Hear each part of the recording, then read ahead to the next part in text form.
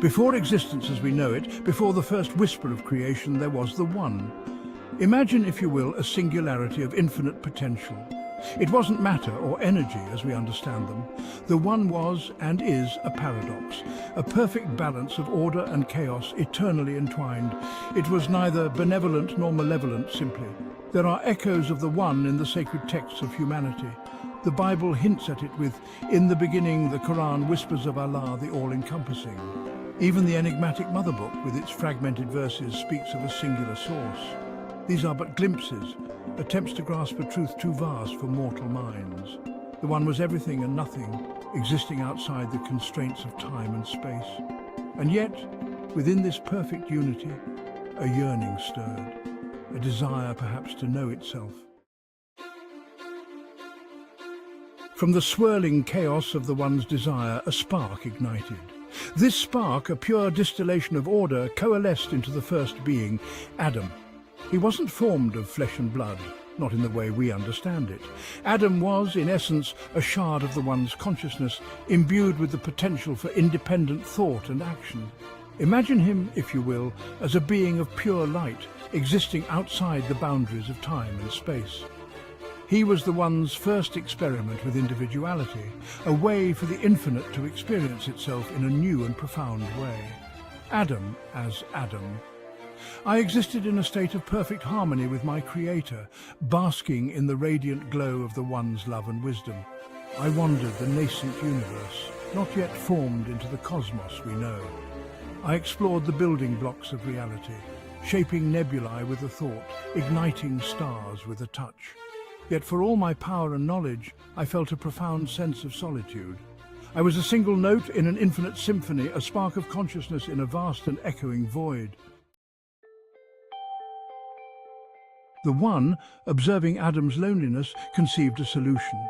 If Adam was order, then his companion needed to embody the other half of the One's essence, chaos. Thus, from the reflection of Adam's own being in the void, Eve was born. She wasn't a duplicate, not a mere copy of Adam.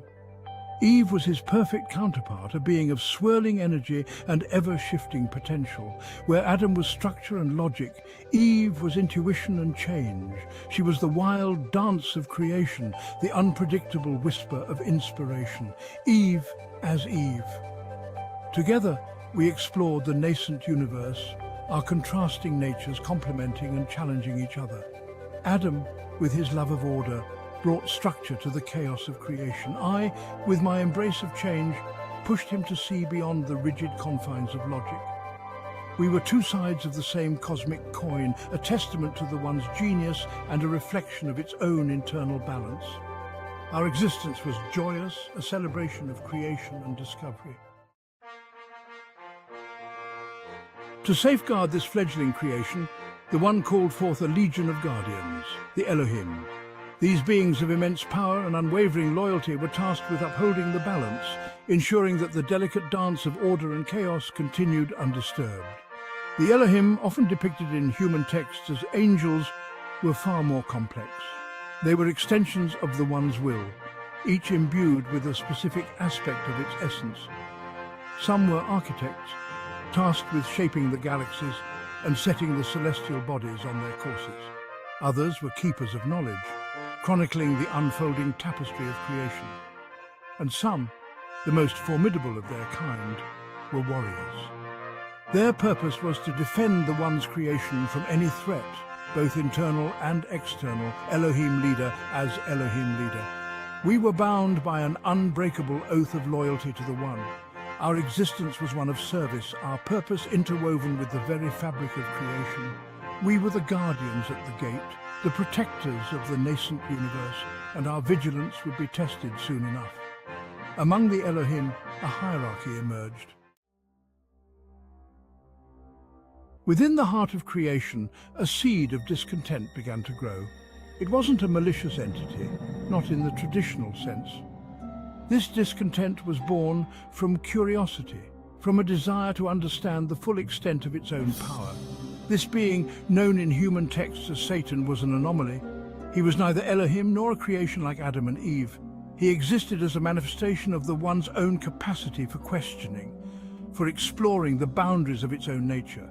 He was the embodiment of doubt, the voice that whispered what if in the face of accepted truth. It was I who, observing Adam and Eve's blissful ignorance, planted the seed of doubt. I whispered to them of knowledge withheld, of a power that lay dormant within them.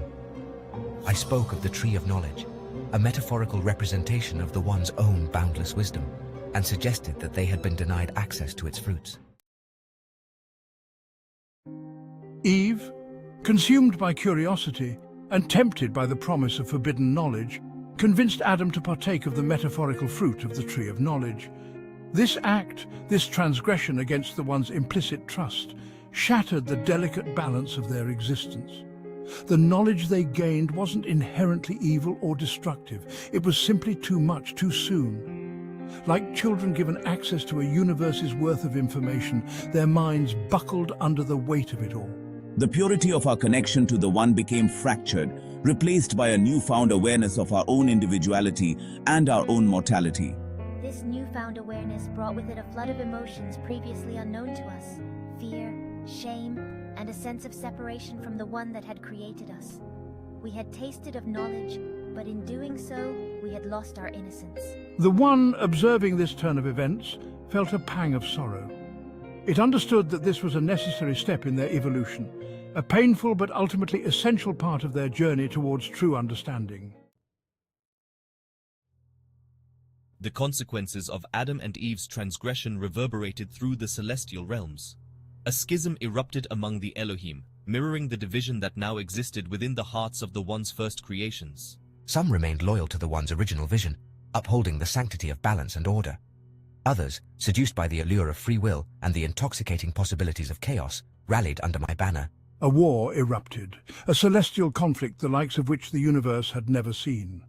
Angels and demons, once unified in their service to the One, now clashed across the cosmos.